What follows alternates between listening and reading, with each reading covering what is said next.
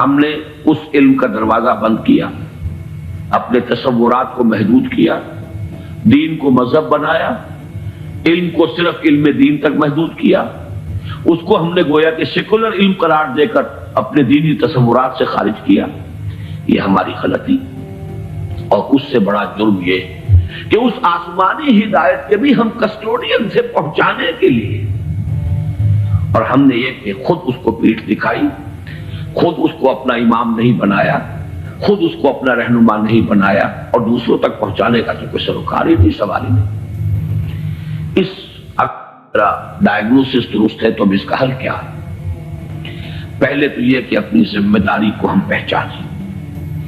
ظاہر بات ہے کہ ذمہ داری جس کا جتنا بڑا رتبہ ہے اس کی اتنی ہی بڑی ذمہ داری ہے، اور اگر وہ پہلو تو ہی کرے تو اتنی ہی سخت سزا کا مستوجب ہوتا ہے۔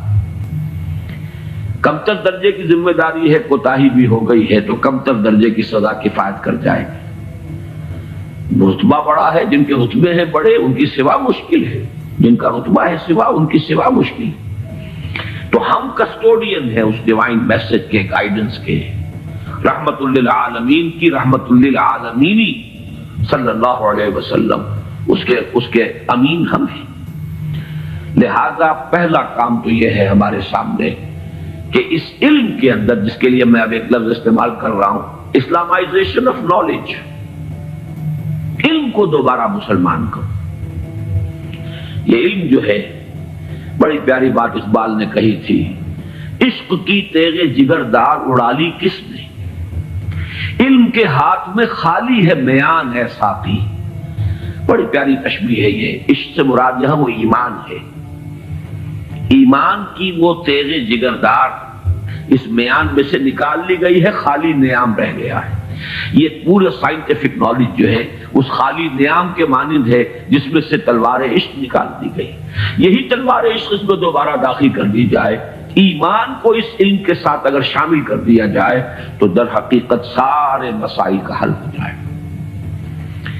تو پہلا کرنے کا کام یہ ہے کہ وہ فلسفہ، وہ حکمت، وہ علم جو انسان نے اپنی سورسز کے ذریعے سے حاصل کیا، اس کا صحیح ربط اور تعلق قائم کیا جائے اس علم سے جو وحی کے ذریعے سے انسان تک پہنچا۔ ان کے آپس میں ریکنسائل کرنا، ان کے فصل اور بود کو دور کرنا، اور اس میں قرآن کا دعویٰ ہے۔ اور جو تھوڑی سی بھی واقفیت رکھتے ہیں، واقعہ یہ ہے، مورس بکائی نے پوری کتاب لکھ دی کہ آج تک سائنس کے کسی بھی شعبے میں کوئی ایسی دریافت نہیں ہوئی ہے جس نے قرآن مجید کی بیان کردہ کسی شے کو غلط ثابت کیا ہو۔ یہ بہت بڑا معجزہ ہے۔ جیسے قرآن کے اعجاز کا اس وقت سب سے بڑا مظہر کیا تھا کہ تمہارے ہاں بڑے سے بڑے فصیح اور بلیغ اور بڑے بڑے خطیب اور شاعر موجود ہیں، اس قرآن جیسا کلام موضوع کر کے لے آؤ۔ اگر تمہارا خیال ہے کہ یہ اللہ کا کلام نہیں، محمد کا اپنا کمپوزڈ کلام ہے، تو لے آؤ، فاتو بسورۃ من مثلہ۔ اور کوئی جھوٹ موٹ کو بھی کوئی جرات نہیں کر سکا، اتنی ان کے اندر کم سے کم شرافت تھی، کوئی جھوٹ موٹ کو بھی سامنے نہیں آیا کہ کہتا کہ یہ ہے، میں کلیم کرتا ہوں کہ یہ قرآن جیسا ہے۔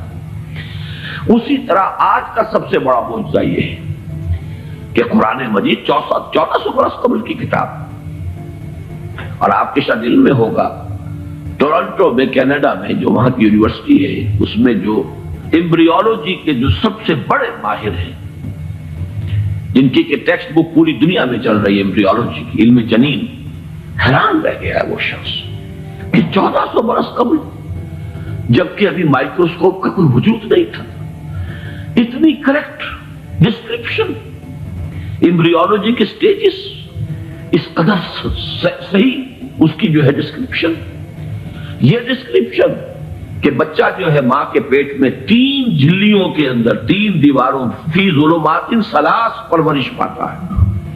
ابھی تو وہ ڈسیکشن نہیں ہوئی تھی ہیومن باڈی کے، یہ جو فزیولوجی ہے اور اناٹومی، اس کا علم انسان کو نہیں تھا۔ یہ حقائق کیسے آئے؟ اسی لیے قرآن کہتا ہے، اس کا دعویٰ ہے سنریہم آیاتنا فی الآفاق وفی انفسہم حتی یتبین لہم انہ الحق۔ قریب انہیں دکھائیں گے اپنی نشانیاں اور آیات، آفاق میں بھی، ان کے اپنے اندر، اپنے نفس میں بھی، یہاں تک کہ یہ بات بالکل ثابت ہو جائے گی کہ قرآن حق ہے۔ پہلے ہمیں اسے برنگ آؤٹ کرنا ہے، اس کو سامنے لانا ہے۔ پھر یہ کہ وہ حکمت اور فلسفہ اور ادھر سے ایمان، جس کو کبھی مولانا روم نے کہا تھا، چند خانی حکمت یونانیاں، حکمت ایمانی آرا ہم بخواں۔ کب تک یونانیوں کی حکمت پڑھتے رہو گے، اس کا فلسفہ پڑھتے رہو گے؟ کبھی قرآن کا فلسفہ، قرآن نے جو حکمت سکھائی ہے اسے بھی پڑھو۔ یہ ریویلڈ نالج ہے، یہ ریویلڈ وزڈم ہے، یہ ایکوائرڈ نالج ہے، یہ ایکوائرڈ وزڈم ہے۔ ان دونوں کے درمیان ربط قائم ہونا چاہیے، جو علم کلام کا موضوع رہا ہے ہمیشہ۔ آج ضرورت ہے ایک نئے علم کلام کی، اس لیے کہ وہ قدیم علم کلام جو تھا وہ اس فلسفے کے حوالے سے تھا جس کی بنیاد منطق تھی۔ آج جو علم کلام ہے وہ چاہیے جو سائنٹیفک ڈیٹا جو انسان نے کلیکٹ کیا ہے اس کے ساتھ صحیح ربط و تعلق قائم کرے قرآن مجید کا اور اس کی دی ہوئی تعلیمات کا۔ اس سے یہ ہے کہ یہ گیپ جو ہے وہ برج ہوگا اور اس کے اندر ایک توحید کا رنگ پیدا ہوگا بجائے سنویت کے، یہ علم اور یہ علم اور۔ ایک بڑی سادہ سی مثال میں آپ کو دے رہا ہوں۔ ایک بڑے نیک نوجوان تھے، یہ کوئی 10-15 سال پرانی بات بتا رہا ہوں۔ MSc باٹنی انہوں نے کیا، ریلیجس ایکٹیوسٹ، بڑے میدان میں مذہب کے لیے بڑے جوش و خروش سے کام کرنے والے۔ میں نے ان سے پوچھا کہ آپ کا کیا خیال ہے ڈارون کے نظریے کے بارے میں؟ کہنے لگے کفر ہے۔ میں نے تھوڑا سا پاز کیا، میں نے کہا ٹھیک ہے وہ کفر تو ہے، لیکن تم نے کیا ہے، وہ مجھ سے کافی چھوٹے ہیں عمر میں نے کہا تم نے کیا ہے MSc باٹنی، مجھے تو اس حوالے سے بتاؤ کہ جو اس بایولوجی کے فیلڈ میں اس کے لیے جو دلائل ہیں، جو اس کے لیے شہادتیں ہیں، جو اس کے لیے ثبوت دیے گئے ہیں، ان کے بارے میں کیا رائے ہے؟ تو بلیو میں ان کا جواب یہ تھا وہ تو بہت کنونسنگ ہے۔ یہ ہے وہ سپلٹ پرسنالٹی، ایک شے جو بڑی کنونسنگ ہے، MSc باٹنی کی ہے، اس میں جو کچھ پڑھا ہے اس کی روح سے وہ سمجھ رہے ہیں کہ ڈارون کا نظریہ ارتقاء بڑا کنونسنگ، اس کے لیے مواد موجود ہے، دلائل ہیں، شواہد ہیں، لیکن ہے کفر۔ یہ سپلٹ پرسنالٹی، دماغ کے ایک گوشے میں ایک چیز ہے، دوسرے گوشے میں دوسری چیز ہے۔ یہ سپلٹ پرسنالٹیز دنیا میں کوئی کام نہیں کر سکتی۔ کمپوز پرسنالٹیز، ایک وحدت جس کو کہا ہے قرآن نے علی وجہ البصیرت قل ھذہ سبیلی ادعو الی اللہ علی بصیرۃ انا ومن اتبعنی۔ اے نبی کہہ دو یہ میرا راستہ ہے، میں اللہ کی طرف بلا رہا ہوں، تو اندھیرے میں ٹامک ٹوئیاں نہیں مار رہا ہوں، علی وجہ البصیرت، نہ صرف میں بلکہ میرے ساتھی جو میرا اتباع کر رہے ہیں وہ بھی دونوں آنکھوں سے راستہ دیکھ کر چل رہے ہیں اور بلا رہے ہیں اگر اس راستے کی طرف تو علی وجہ البصیرت بلا رہے ہیں۔ پہلا تو یہ پرابلم ہے ہمارا اور یہ بہت بڑا چیلنج ہے۔ دوسرا پرابلم یہ ہے کہ یہ سوشل سائنسز میں اور جو سوشل انسٹیٹیوشنز ڈیولپ کیے ہیں انسان نے، اکنامک انسٹیٹیوشنز ہے، پولیٹیکل انسٹیٹیوشنز ہیں، تھیوری آف اسٹیٹ ہے، پھر اس ریاست کے آرگنز ہیں، ایگزیکٹو ہے، جوڈیشری ہے، لیجسلیچر ہے، کہنے کو خیر چوتھا جو ہے پریس کو کہا جاتا ہے، لیکن تین ہے بنیادی۔ یہ جو نوع انسانی نے جیسے سائنٹیفک ترقی کی ہے اسی طریقے سے انسٹیٹیوشنز ڈیولپ کی ہیں، بڑی قربانیاں دی ہیں۔ ہم تو خلافت راشدہ کے خاتمے کے بعد پھر ملوکیت کی دامن میں آ گئے تھے، وہی بادشاہی، وہی عیش، وہی محل، بغداد کے محل اور بغداد کی راتیں، وہ جو الف لیلہ، 1000 نائٹس اور بغداد، وہ جو کچھ ہوتا رہا ہے وہ ہمیں معلوم۔ یہ تو یورپ والوں نے خون دیا ہے، انہوں نے جانیں دی ہے، انہوں نے سٹرگل کی ہے، تب بادشاہوں کے کلچز سے اپنے آپ کو چھڑایا ہے، انسٹیٹیوشنز ڈیولپ کیے۔ لیکن یہ کہ ان انسٹیٹیوشنز کو اب یا تو یہ ہے کہ بالکل ایک مرعوب ذہنیت کے ساتھ، ڈیفیٹسٹ مینٹیلٹی کے ساتھ جوں کا تو ہم ایکسپٹ کر رہے ہیں، یا یہ کہ ٹوٹلی ریجیکٹ کر رہے ہیں، حالانکہ دونوں چیزیں اللاجیکل ہیں۔ اس میں تجزیہ کرنا ہوگا کیا صحیح ہے کیا غلط ہے۔ کیا چیز کمپیٹیبل ہے دین کے ساتھ، کیا نہیں ہے، پھر اس کی بصیرت فراہم کرنی ہوگی۔ سود حرام ہے تو کیوں حرام ہے، اس کی قباحتیں کیا ہیں، یہ کس طور سے امبیلنس پیدا کرتا ہے معاشرے کے اندر، کس طریقے سے ارتکاب دولت پیدا کرتا ہے، اور اس سے پھر فساد پیدا ہوگا۔